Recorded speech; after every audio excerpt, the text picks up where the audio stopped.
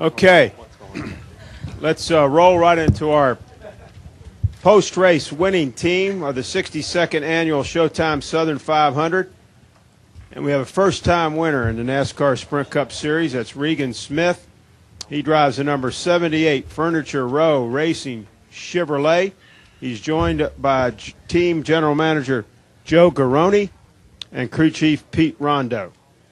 And with the win tonight, Regan, you also qualify for the 2011 NASCAR Sprint Cup All-Star Race.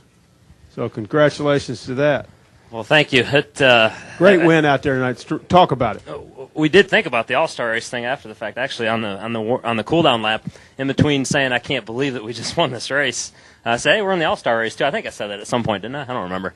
It was a good race for us. We didn't.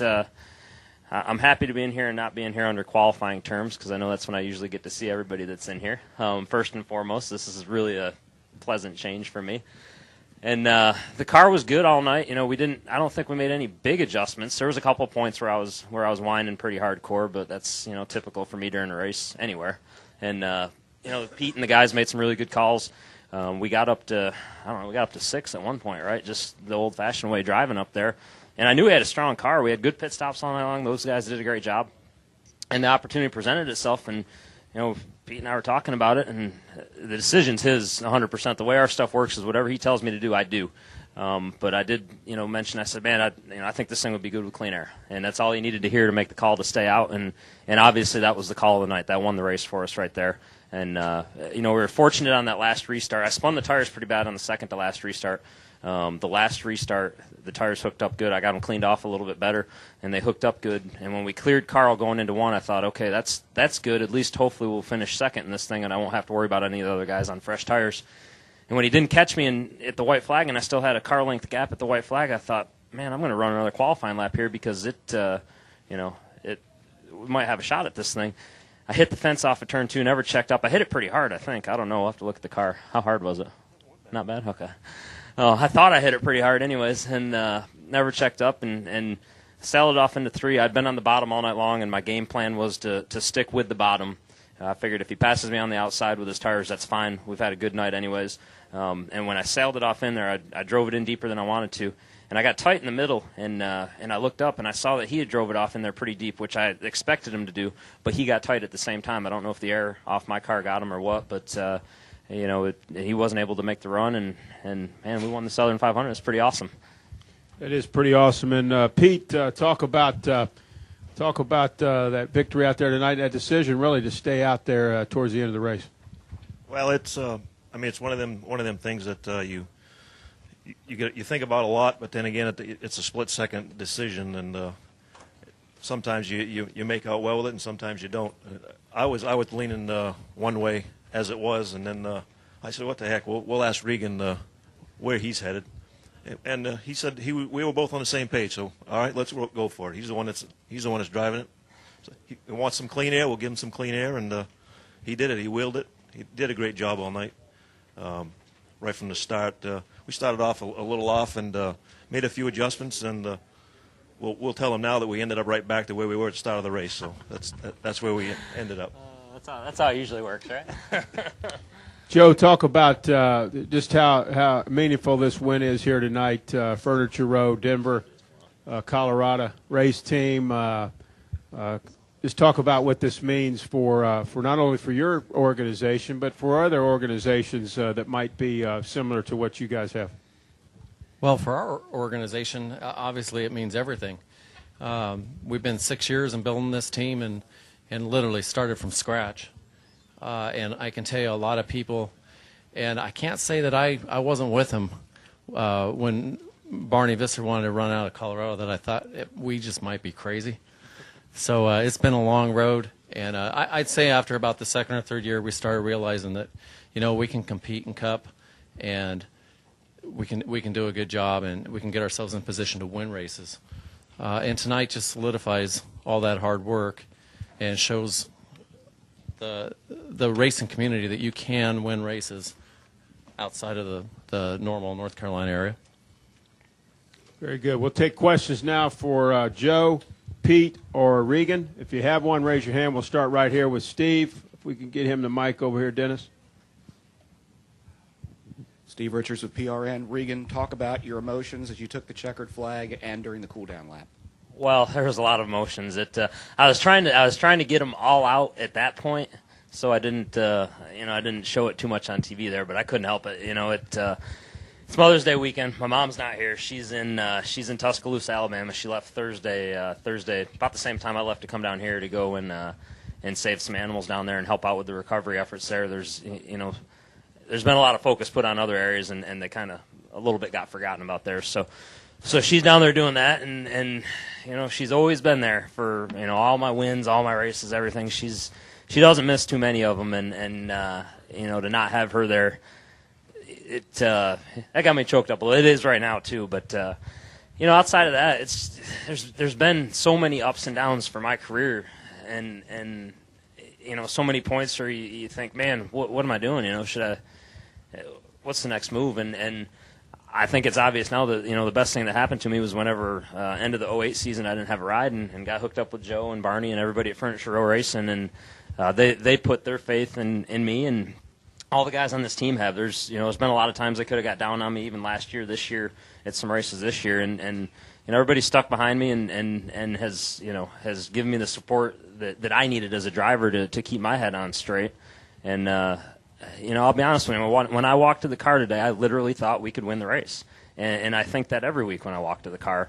And the difference was this week we did. So it's it's very special, and I couldn't think of a better way to do it just with the with the things I've been through than to do it with a team out of Colorado, and I'm pretty close to having a house bought out there, so that's worked out good. It solidifies my roots out there a little bit more, but man, this is it's very special.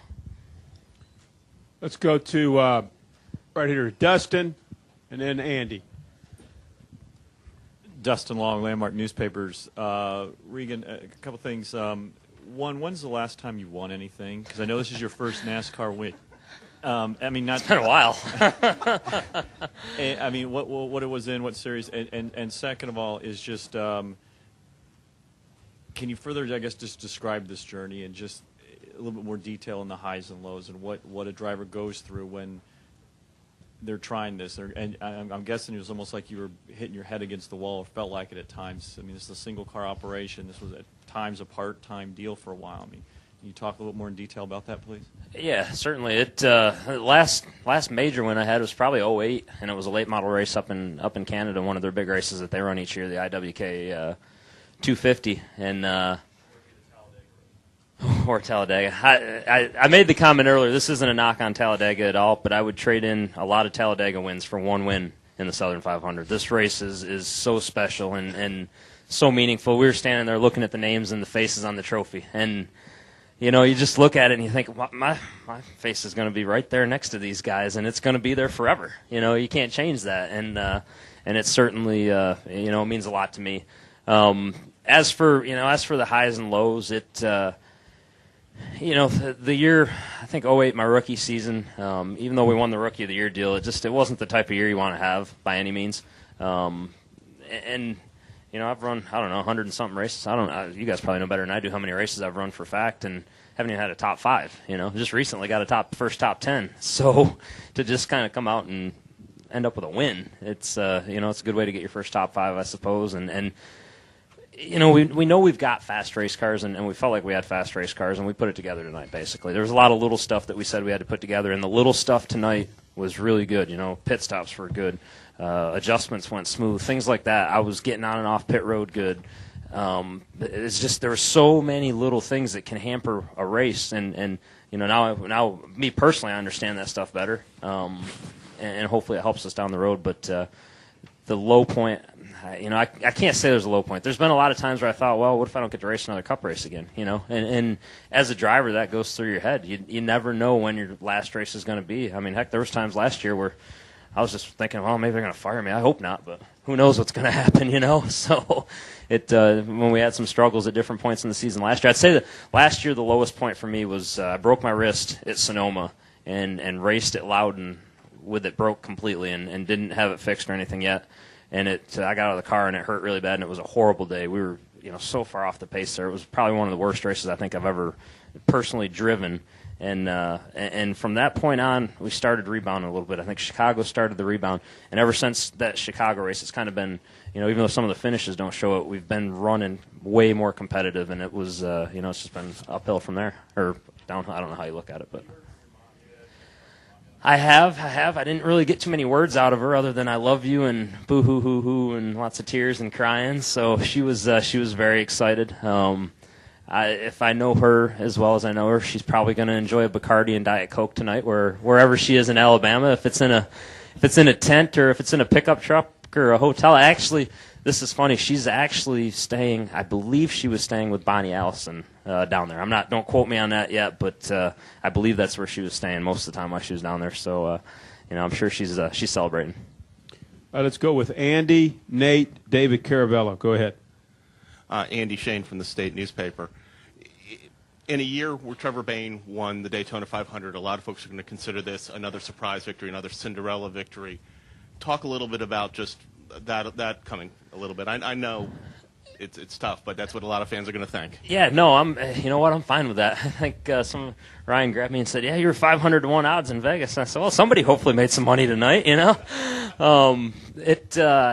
I watched Trevor win that race, and we had a really strong race car, and quite honestly, I felt like we could have won the 500 just as easily. And you're happy for Trevor, and it was so cool to see. And there's a part of you that thinks, wow, it could have been us, and man, that's a big race. So we come to the next biggest race of the year, the Southern 500. You got 4 races. I mean, you got the Daytona 500, the Southern 500, the Coke 600, and the Brickyard. Those are the 4.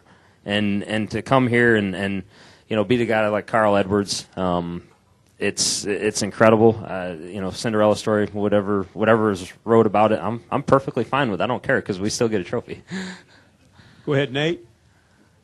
Nate Ryan, USA Today. Regan, it's your first win, but it's not the first time you've taken a checkered flag in Cup. Do you feel like this is vindication a little bit for what happened at Talladega, and did you feel like you were going to get that one back eventually? You know what? I'll be honest with you. I didn't know if I was ever going to get that one back, and to get it back at Darlington, absolutely, it's vindication. This winning here means more to me than that win ever could have meant. With this team, with the hard work that we've put into it, with the things that's gone on racing out of Colorado. I mean, everybody said for how long you can't race outside of Charlotte. That 20-mile radius where all the teams are outside of Charlotte, North Carolina, you can't do it, and we do it every week, and we've been doing it good for a while now, but I think now everybody's going to notice how good we've been doing it, and it's certainly. I don't think I'll go to bed tonight thinking about Talladega. That's for sure. Let's go, David Caravello, Mike Neff. Go ahead. David Caravello, NASCAR.com. Regan, do you dare allow yourself to think, all right, chase wild cards on the table now if we get in the top 20 in points? I mean, do you think that far ahead, or We've been thinking about that for 3 or 4 weeks now. Since we dug the hole in points, we've had that talk already that we need to take chances like we did tonight and try to sneak some wins out. And our main focus was to let's try and sneak as many wins out as we can and get back in the top 20 in points. I don't know where we are in points, but we had a pretty big hole to dig out of. And that's going to be our goal. We get another win and get it back into the top 20, and all of a sudden, yeah, you could make the chase and use that system to your advantage. And I think that's something you don't want to be in the position where you have to use that system to your advantage. You just want to be in the top 10, but it's there. And since we've had the bad luck we had to start the year, we're going to try and use it.